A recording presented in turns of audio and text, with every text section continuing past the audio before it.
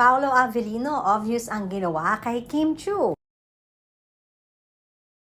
Isang unexpected na pagsasama ang nagpakilig sa mga Kim Pao fanatics ngayong araw. Medyo matagal na din kasi nating hindi nakikitang magkasama sina Kim Chiu at Paolo Avellino sa isang event. Kaya naman walang magawa ang mga Kim Pao fanatics kundi antayin na lamang ang kanilang upcoming movie.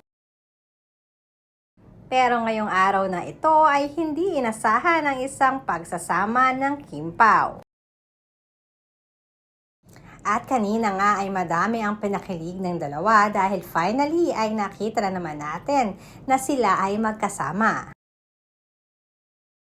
Madami ang nakapansin kung gaano ka-close ang dalawa sa isa't isa. Maging ang tinginan nila ay iba rin ang sparkle.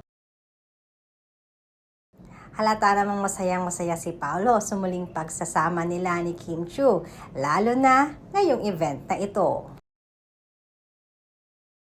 Silang dalawa kasi ang napiling official endorsers ng isa sa kilalang sasakyan, kaya naman ayon na rin sa mga management ay hindi sila nagkamali sa pagpili ng kanilang mga endorsers.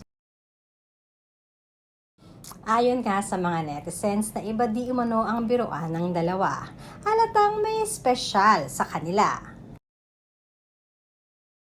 Obvious din ang mga kilos ni Paolo at ang mga sweet messages nito at ang pagbibiro nito kay Kim Chiu,